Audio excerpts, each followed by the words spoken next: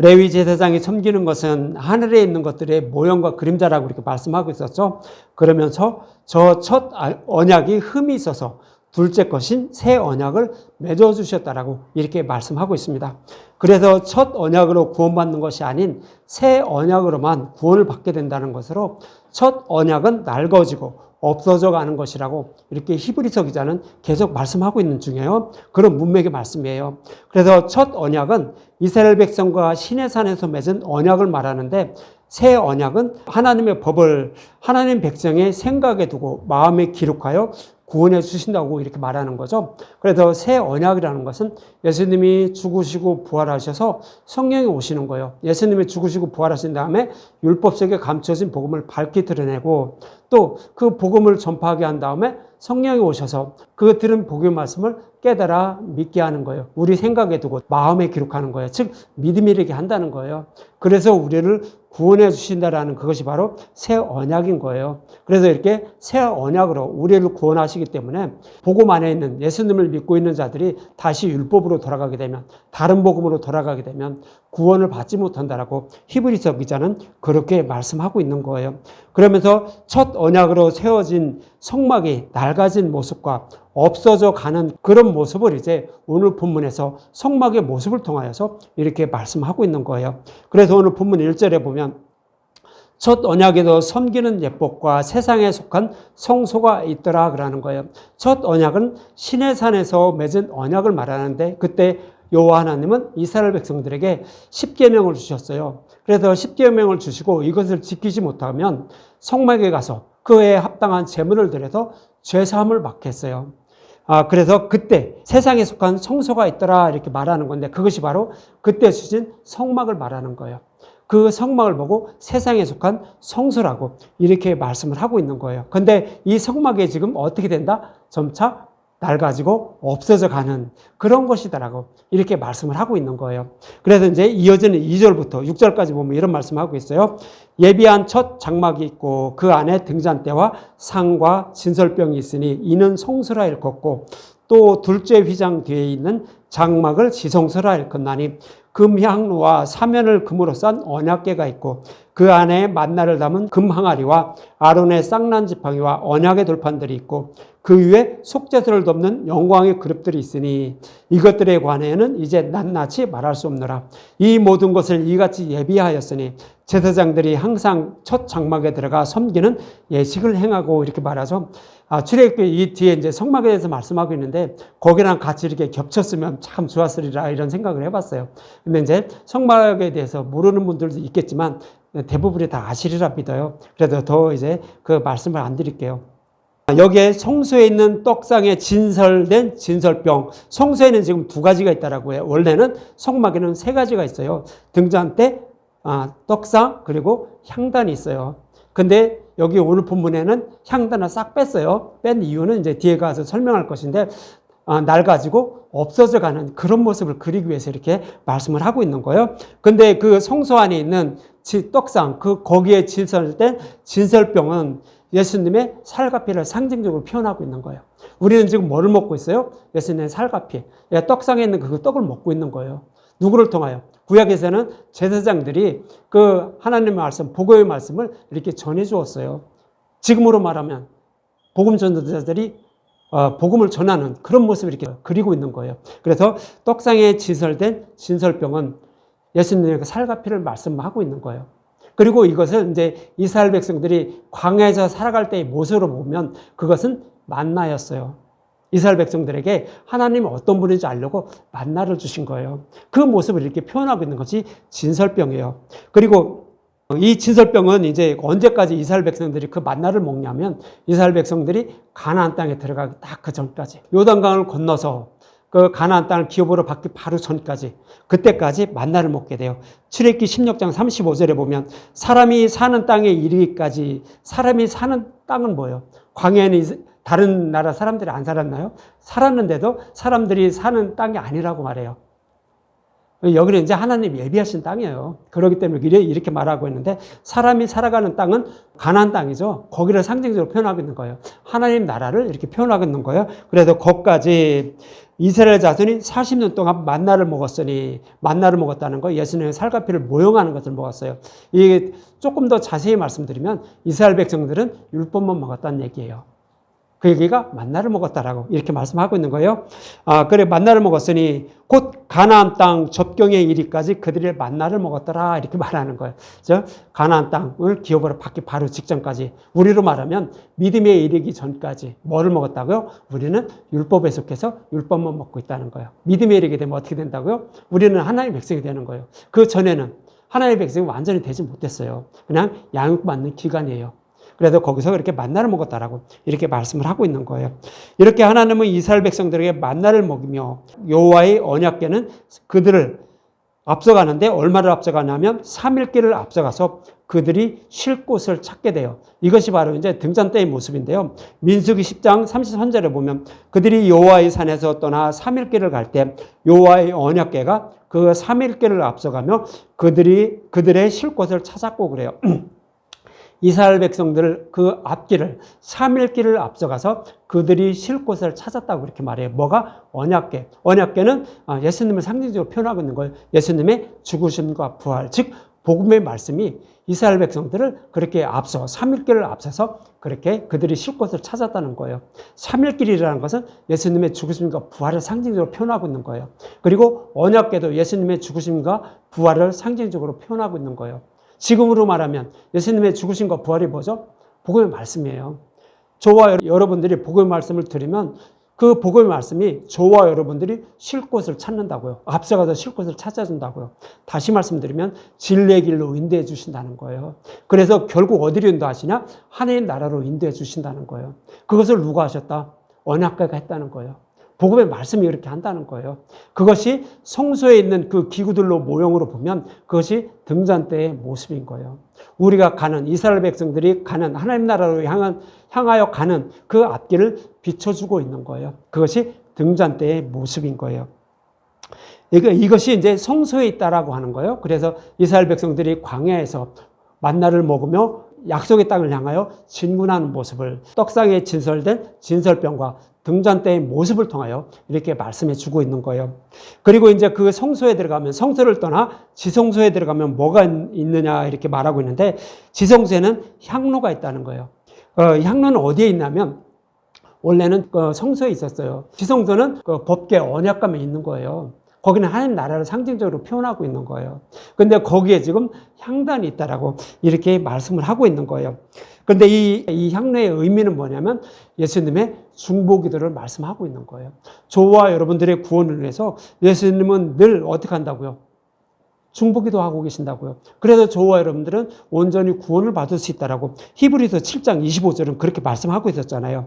히브리서 7장 25절에 보면 그러므로 자기를 힘입어 하나님께 나아가는 자들을 온전히 구원하실 수 있으니 이는 그가 항상 살아계셔서 그들을 위하여 어떻게 한다고요?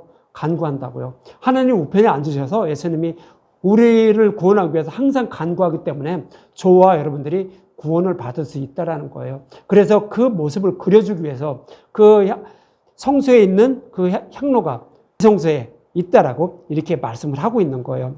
그리고 지성소에는 또 뭐가 있다? 언약궤가 있다라고 하는 거예요. 근데 출애굽기에서는 이 언약궤라고 말하지 않고 증거궤라고 말해요. 그렇게 말하는 이유가 뭐냐면 그 약속의 말씀대로 예수님이 죽으시고 부활하신 그것을 말하는 것이 언약궤예요. 언약의 말씀을 다 이루어 주신 것. 근데 증거궤는 뭐예요? 아직 그 언약의 말씀이 다 이루어지지 않았어요. 언약만 하셨어요. 그러니까 이것을 통하여 우리를 구원해 주실 거야. 이것이 증거하는 거야. 라고 이렇게 그런 의미에서 증거궤라고 말하는 거예요. 그런데 예수님이 다 이루어 주신 다음에는 그것을 언약궤라고 이렇게 부르는 거예요. 그래서 이렇게 지성소에는 언약궤가 있고 또 예수님의 중보기도를 상징하는 향로가 거기에 있다라고 이렇게 말씀을 하고 있는 거예요. 그러면 왜 향로가 왜 지성소에 있다라고 말하는지 그것을 간단히 말씀을 드릴게요. 좀 전에도 말씀드렸지만 저와 여러분의 구원은요 우리의 열심과 노력으로 되지 않아요. 절대 안 돼요. 하나님이 주시는 선물이에요. 그런데 그 선물을 어떻게 주시냐면 그 예수님이 하나님 우편에 앉아 계신 예수님이 하나님께 아버지께 저와 여러분들을 구원해 달라고 간절히 기도하시는 거예요. 늘 기도하시는 거예요. 저와 여러분들에게 복의 말씀 깨달아 믿게 하여 주시옵소서. 그래서 저들을 구원하여 주시옵소서 하면서 그렇게 늘 기도하시는 거예요. 그래서 저와 여러분들이 구원을 받을 수 있는 거예요. 그래서 히브리서 7장 25절에 그렇게 말씀하고 있는 거예요. 예수님이 그렇게 간구하심으로 우리가 온전히 구원을 받을 수 있다라고 이렇게 말씀하고 있는 거예요. 그런데요, 구약의 제사장들이 그 생활하는 하나님을 섬기는 그 성소에는 그 향단이 있었어요. 향로가 거기 있었어요. 그리고 그들은 그 향로에다가 늘 향을 피웠어요. 이것은 그들이 여호와께 늘 기도를 했던 얘기예요. 그런데 그것을 하나도 기록하고 있지 않아요. 히브리서 기자는 그것을 그들이 이렇게 구약의 제사장들이 간절히 기도함으로 하나님이 그 기도를 받으셔서 이렇게 뭐 백성을 인도했다 뭐 이런 얘기도 안 하고 기도했다는 얘기도 하나도 기록하지 않아요. 왜 안 할까요? 만약 그들이 기도를 한다 할지라도 그 기도는요, 하나님 아버지께 상달되기 위해서는 예수님을 통해서만 돼요. 예수님을 통하지 않으면 그 하나님께 그 기도가 상달되지 않아요. 그래서 그것을 하나도 기록하지 않는 거예요. 그리고 그들이 기도한다라고 할지라도 예수님이 그 백성들을 위해서 기도하지 않으면 그들은 구원받지 못해요. 그렇기 때문에 그것을 하나도 기록을 하고 있지 않은 거예요. 그들도, 우리도 지금 이렇게 늘 이렇게 우리 주위에 있는 내 가족들, 형제들, 그리고 그 성도들을 위해서 늘 기도해요. 저도 늘 하고 있고요. 그런데 그렇게 기도한다 할지라도 그래도 구원받는 게 아니에요. 예수님이 기도를 해 주셔야 되는 거예요. 그래서 그 기도도 예수님을 통해서만 아버지께 상달돼서 그 기도가 아버지가 듣는 거예요. 그런 의미로 이렇게 말씀하고 있는 거예요. 그래서 어떻게 해요?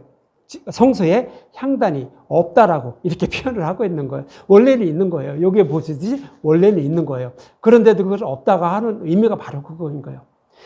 우리의 기도는 직접적으로 아버지께 바로 전달되지 않고 예수님을 통해서만 가기 때문에 그렇게 이제 그것을 싹 없애버리는 거예요. 그래서 구약에 있던 성막은 어떻게 된다고요? 낡아지고 없어져 가는 거라고요.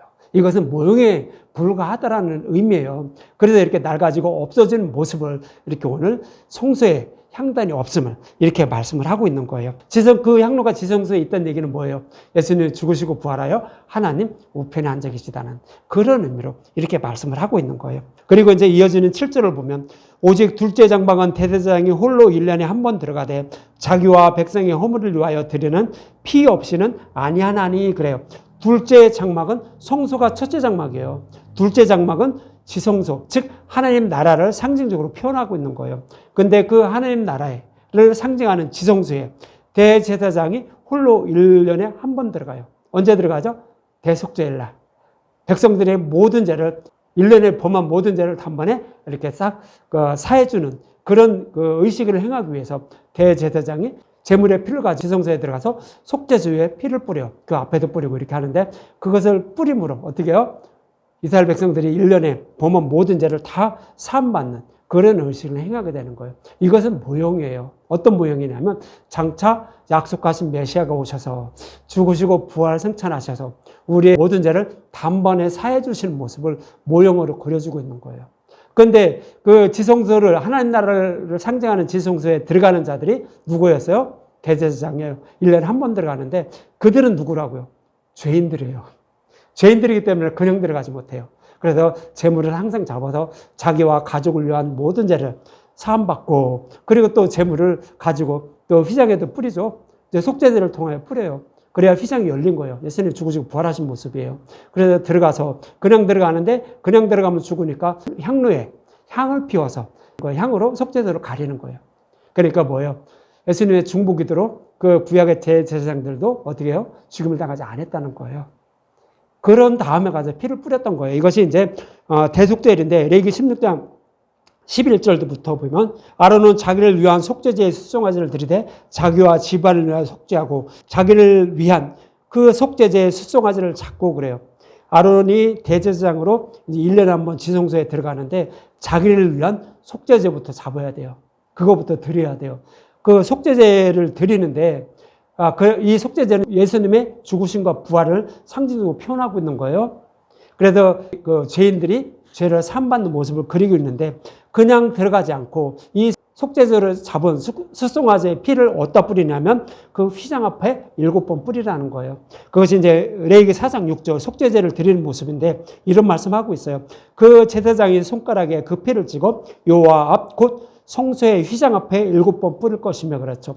속죄제는 예수님 십자가에서 죽으시고 부활하시는 모습이에요.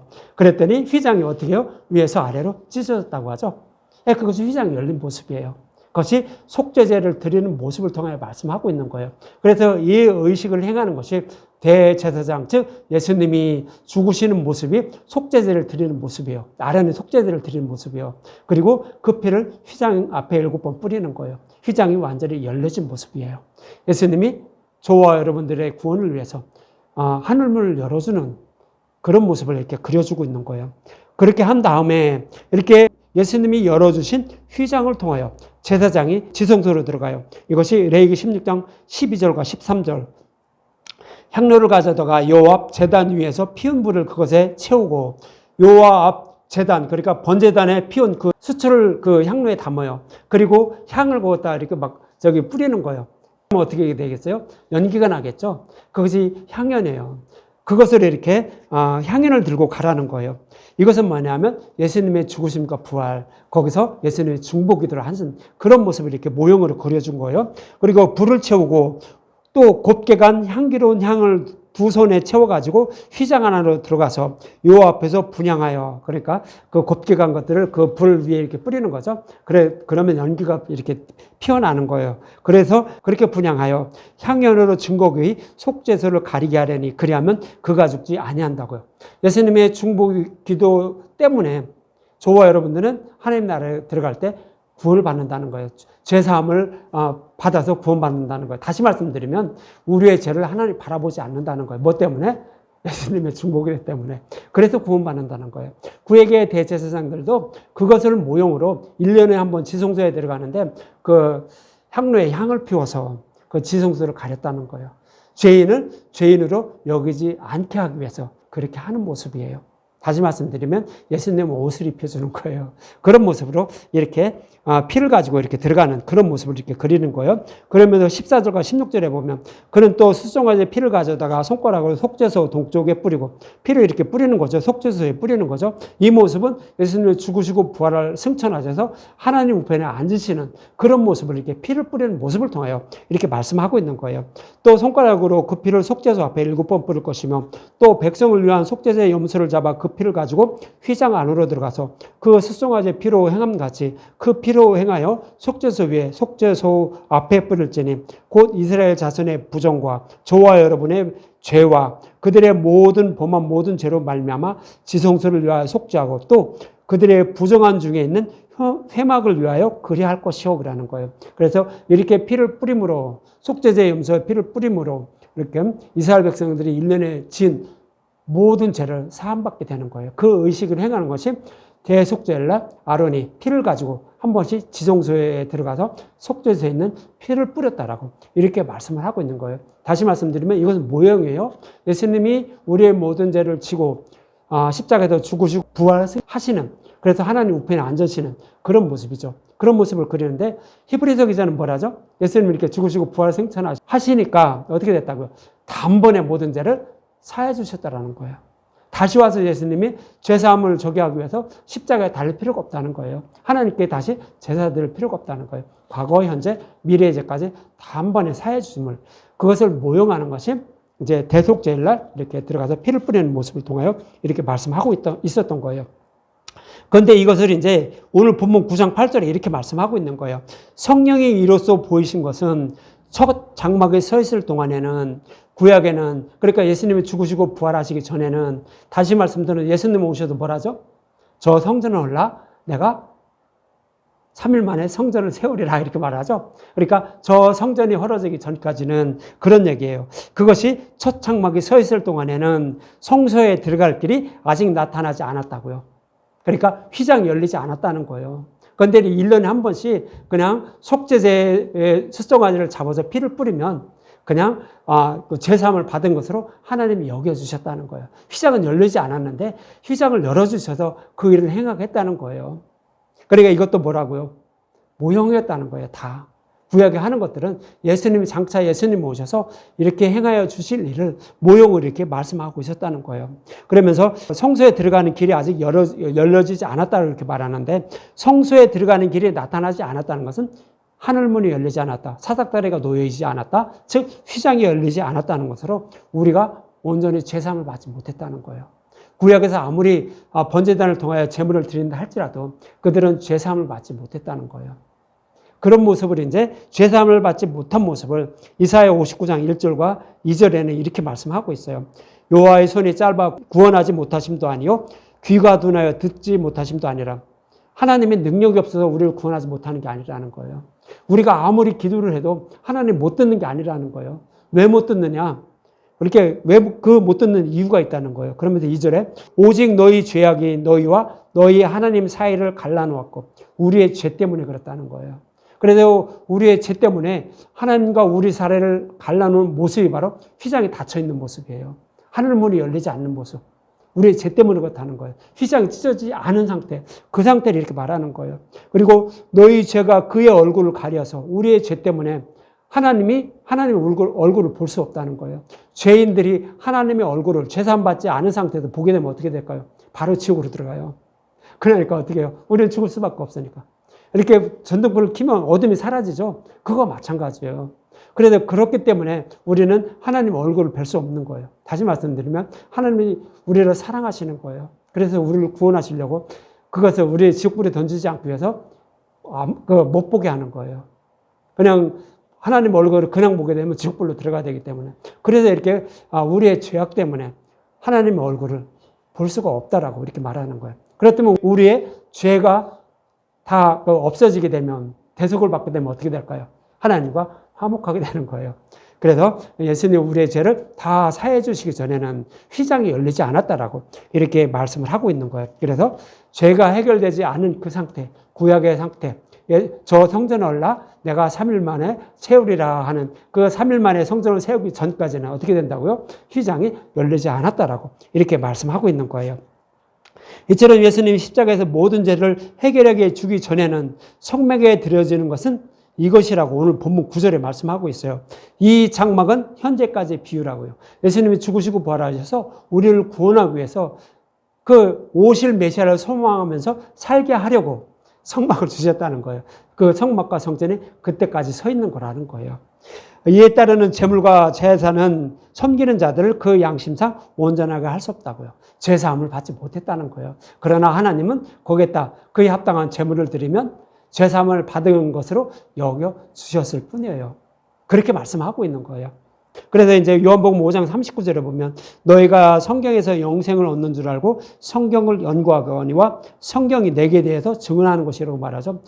그때 당시에 유대인들은요, 성막에 성전에서 제물을 드리며 하나님을 섬기고 있었어요. 뭐를 근거로? 모세오경, 구약을 근거로 해서 그렇게 섬기고 있었어요. 그런데 예수님은 그들에게 말씀하시는 거예요. 너희들 이렇게 성경의 말씀을 가지고 나를 섬긴다고 이러고 있지, 성경은 다 내게 대해서 말하는 거야. 내가 십자가에서 죽으시고 부활하셔서 구원하신다는 말씀을 모형과 율법의 말씀으로 모형과 그림자로 설명하고 있었어. 너희들 그것도 모르고 있었지라고 이렇게 그들을 책망하는 말씀이에요. 히브리서 기도도 그렇게 말씀하고 있었잖아요. 히브리서 1장 1절과 2절에도 똑같이 말씀하고 있었어요. 옛적의 선지자들을 통하여 여러 부분과 여러 모양으로 우리 조상들에게 말씀하신 하나님이 그러죠. 옛적의 선지자들을 통하여 여러 부분의 모양으로 말씀했다는 것은 뭐예요? 구약의 말씀이 그렇다는 거예요.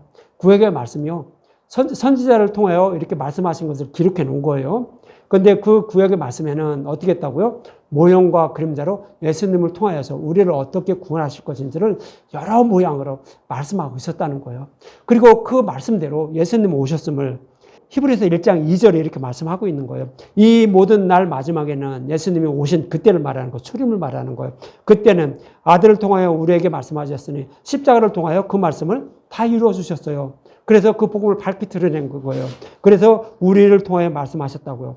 이 아들을 만유의 상속자를 세우시고 또 그로 말미암아 모든 세계를 지으셨다라고 이렇게 말하는 거예요. 그러니까 우주 만물을 창조한 것도 우리를 어떻게 구원하실 것인지를 그것을 모형으로 보여주고 다 그런 의미에서 이렇게 하셨다라고 말씀하고 있는 거예요.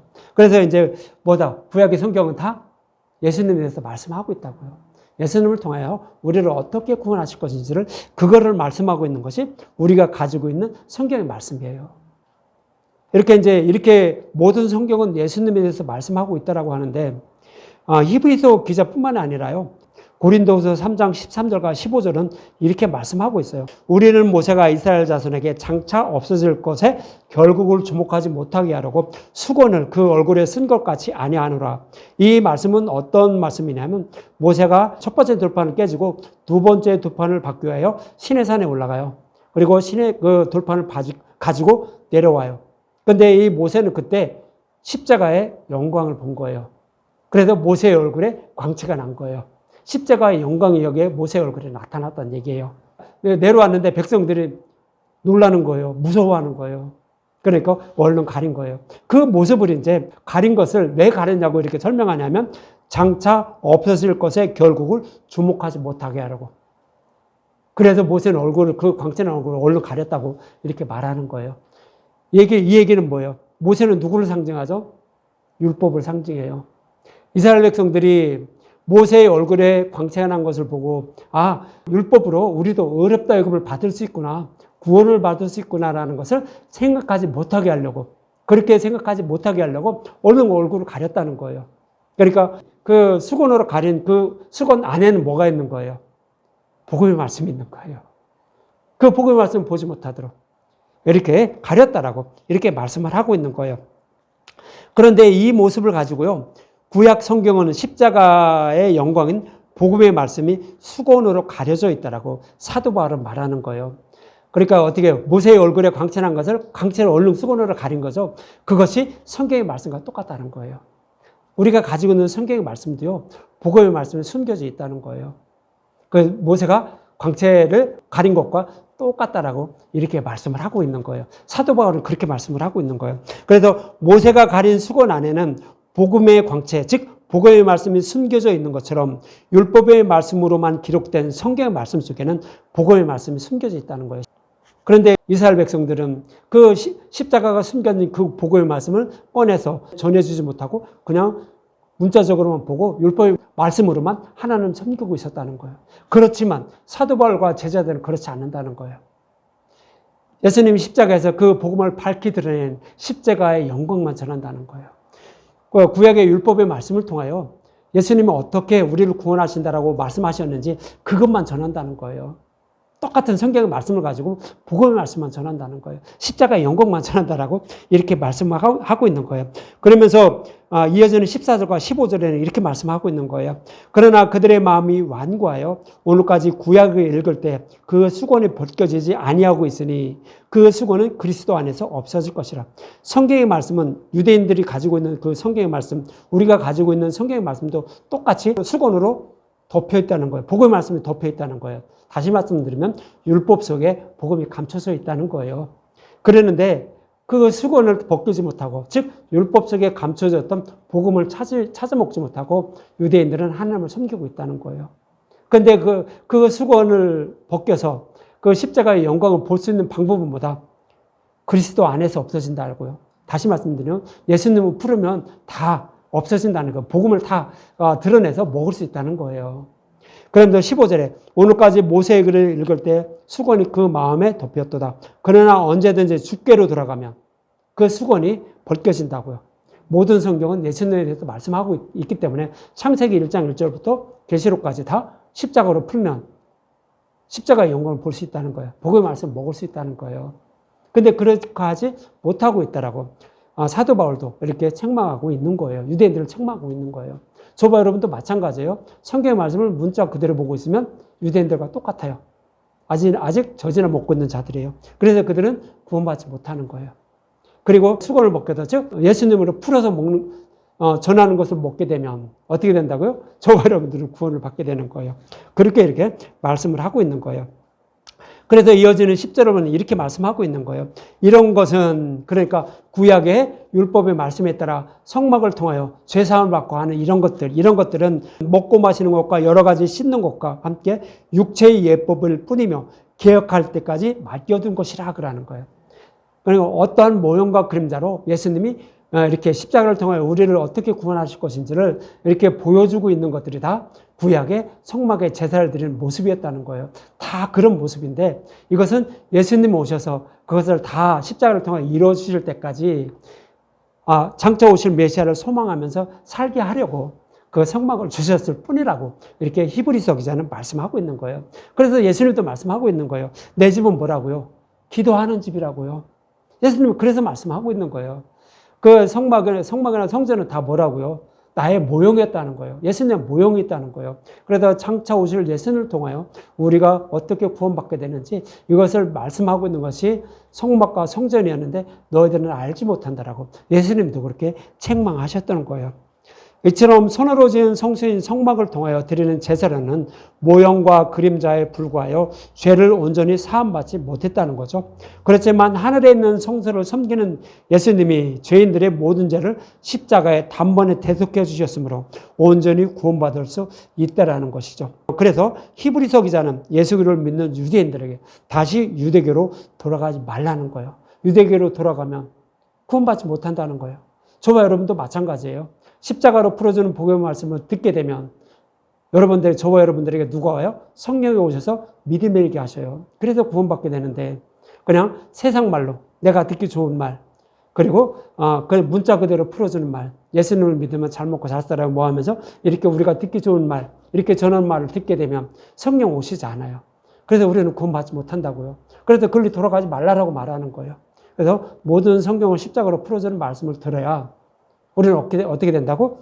구원받게 된다고요. 그러니까 다른 데로 돌아가지 말라라고 히브리서 기자는 말씀하고 있는 거예요.